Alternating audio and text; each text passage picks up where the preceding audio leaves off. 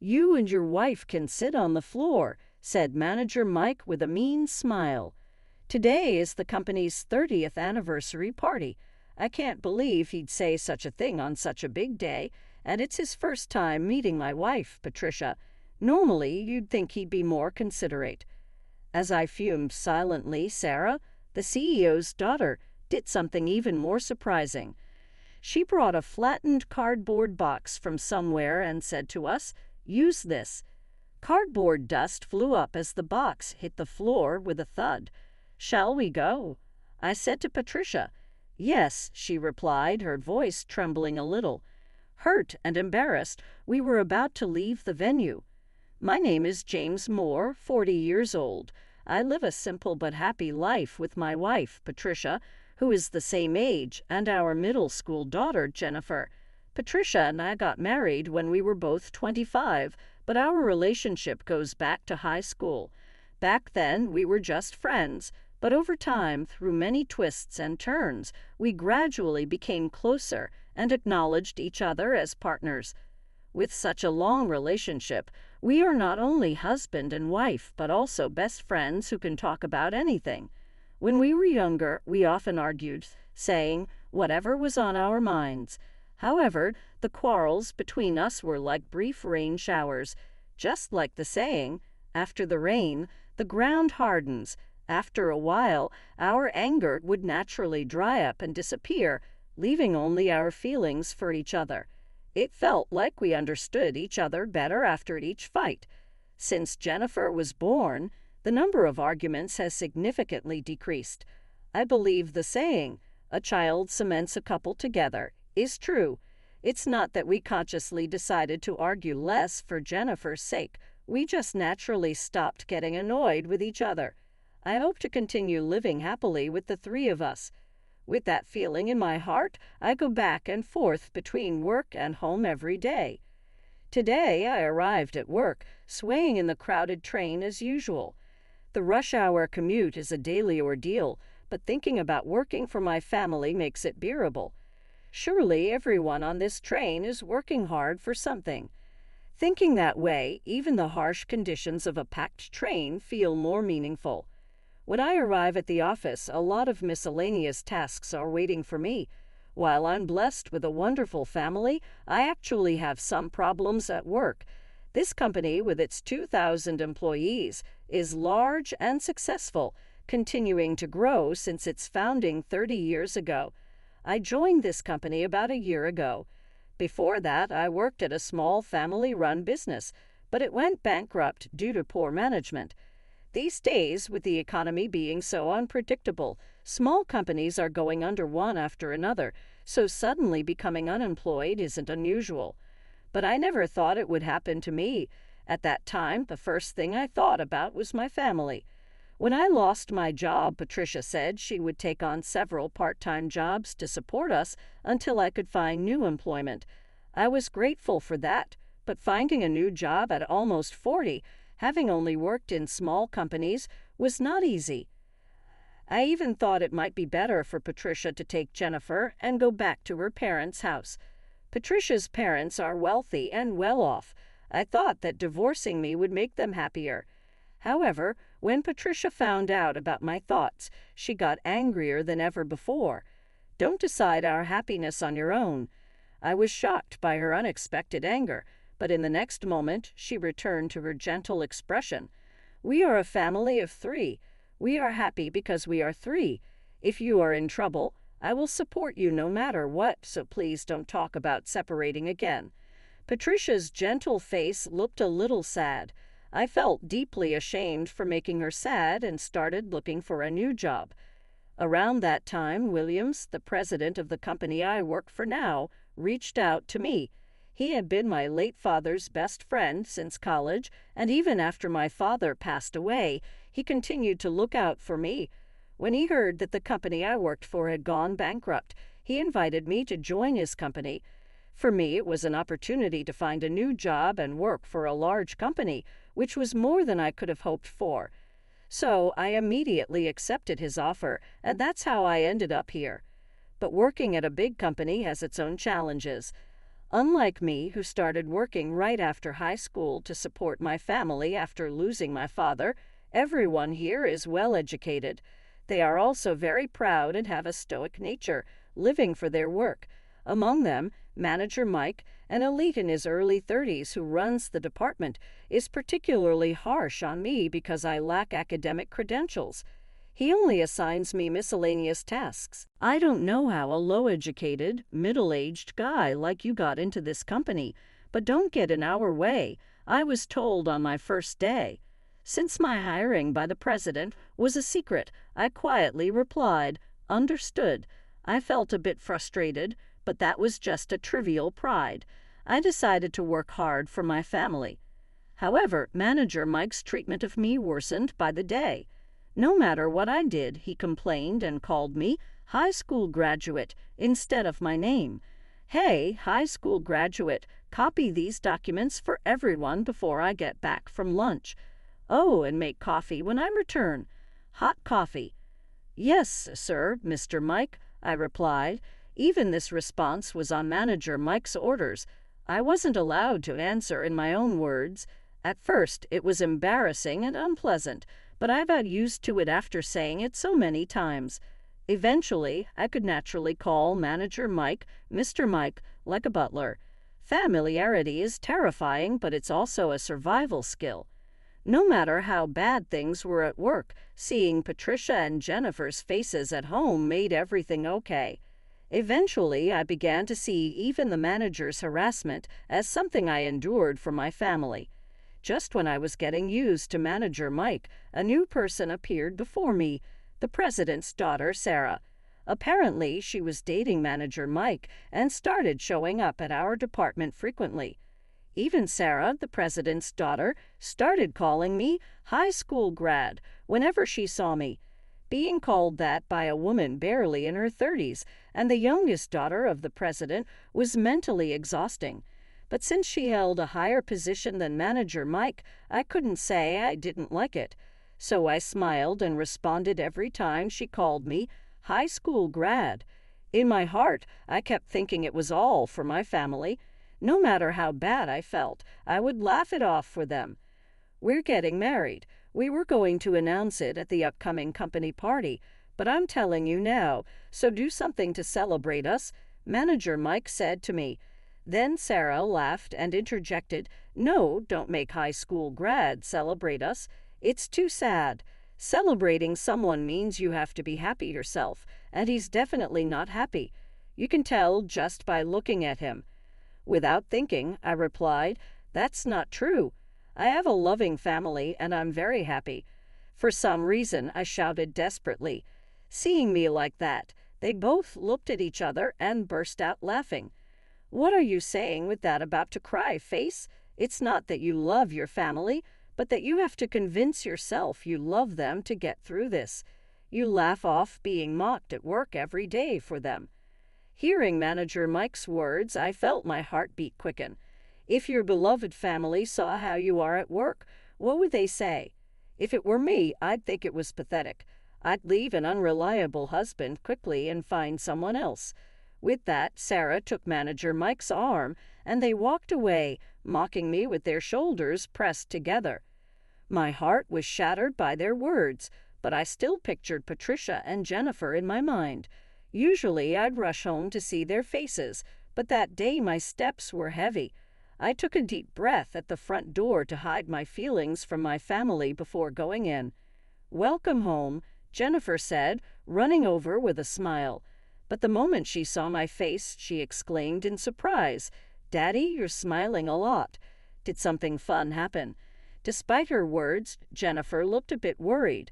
Apparently, in my effort to hide my feelings, I had forced an unnatural smile. Naturally, Patricia noticed too and asked seriously, "Did something happen at work?" I wanted to reassure them and say, "It's okay, it's nothing."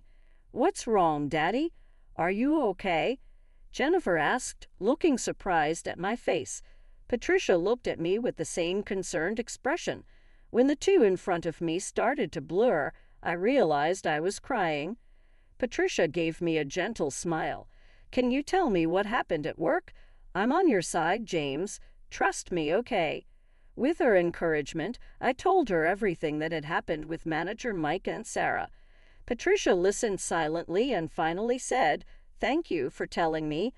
After talking to her, I felt so much better and could smile naturally again. "Great, you're back to your usual self, Daddy," Jennifer said happily. I apologized. "Sorry for making you worry." "You don't need to apologize. Worrying isn't a bad thing. It's a sign that someone is trying their best. But don't worry too much. You have to take it easy sometimes, too." I was amazed at my daughter's words. When did Jennifer become mature enough to say such things? Thanks to my wife and daughter, I was able to recognize my hardships and went to work the next day with a clear mind. High school grad, take out the trash. The bin is full.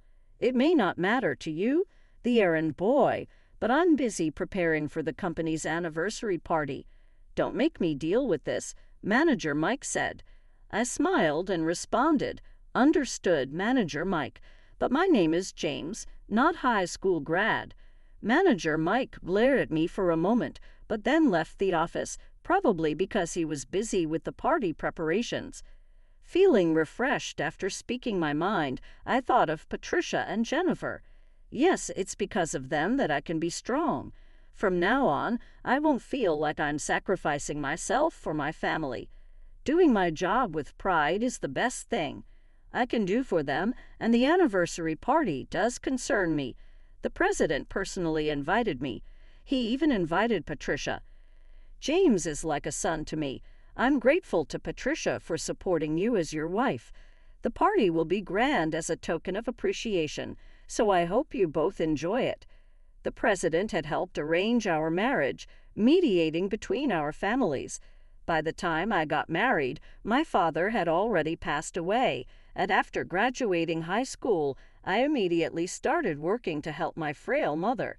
Patricia's parents were worried about her marrying someone like me. From a parent's perspective, not wanting their daughter, who they had raised without any hardships, to suffer was natural. I was ready to accept it if her parents disapproved.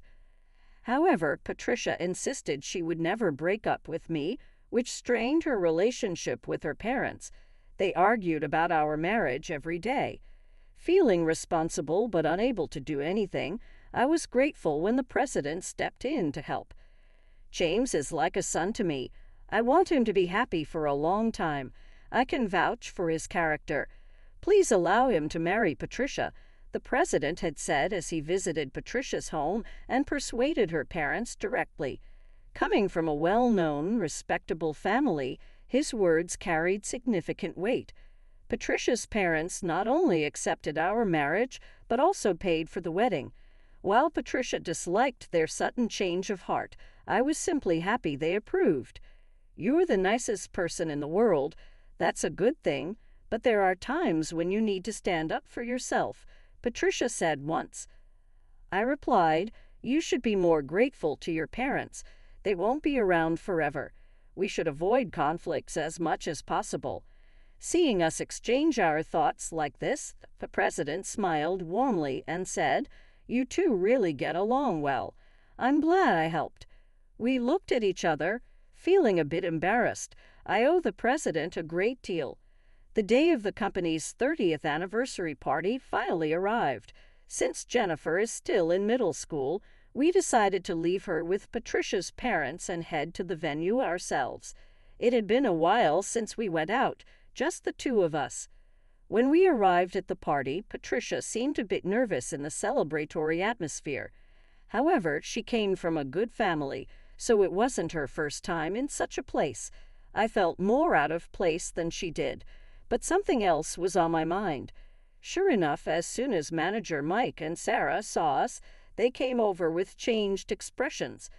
"Why is a high school grad like you hired mid-career invited to an event like this? Is it a mistake by HR?" Mike sneered. "Yeah, it must be some mistake. It doesn't make sense," Sarah added. "I bet there aren't even seats for you." Manager Mike looked at me with a malicious grin.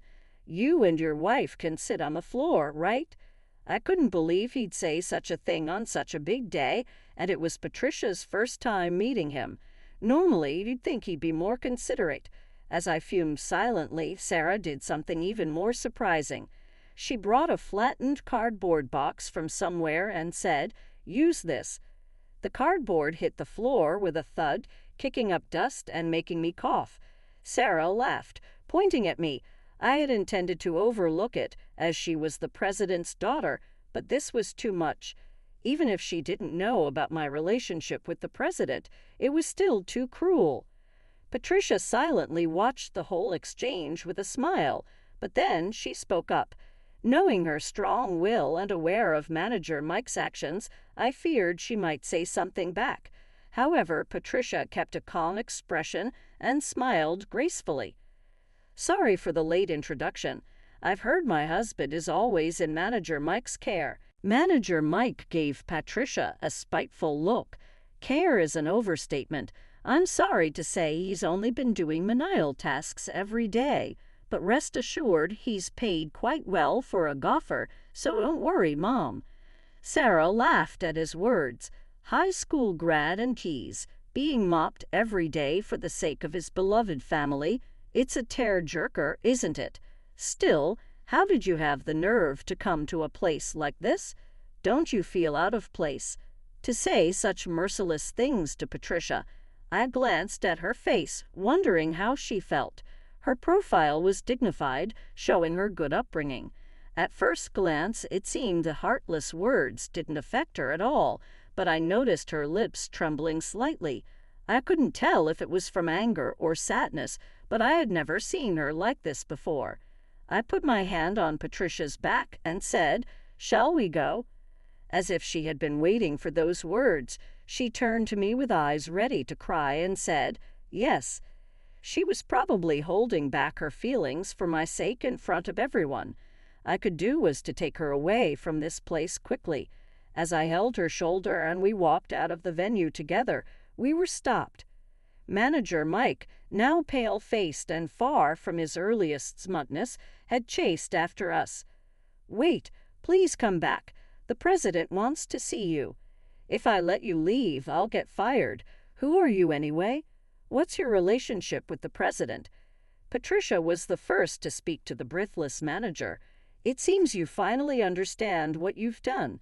I discussed this with the president, but we're leaving now. If we go, you'll be fired, right? That means James won't be tormented anymore," Patricia said, taking my arm and urging me. "Let's go." She seemed eager to leave as quickly as possible. I nodded in agreement. "Yes." "No, wait. Please don't leave. I'm sorry for everything. It was just a joke. I didn't think you'd take it seriously." Patricia turned around furiously. I nearly stumbled as she abruptly pulled away. "If you're truly sorry, don't make excuses," her sharp voice echoed. She was genuinely angry, her face contorted with rage, and Manager Mike looked terrified. I hadn't seen Patricia this angry since her parents opposed our marriage. I couldn't calm her down when she was this upset. Just then, the president appeared with Sarah. "Patricia is right. You both should apologize properly. Sarah, you apologize too. As a parent, I'm deeply ashamed. It seems I've spoiled her too much because she's my youngest daughter." With the president's intervention, Patricia's anger subsided and the rage on her face quickly disappeared. I was relieved, thinking the president handled it well. "It seems you've been disrespectful to him, even at the company. He's a kind person, so it hadn't come to light until now, but an ordinary person would have sued you. Anyone who can't respect others has no place in my company." Upon hearing this, Manager Mike hung his head in defeat. Afterward, he was demoted to a regular employee, and his engagement to Sarah was called off. This was because Sarah moved far away to live with her mother's family. The president had divorced his wife. It was said that their marriage had been cold for a long time, and they had stopped even greeting each other at home.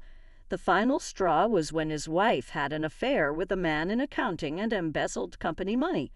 To set an example, he divorced her and sent her back to her family.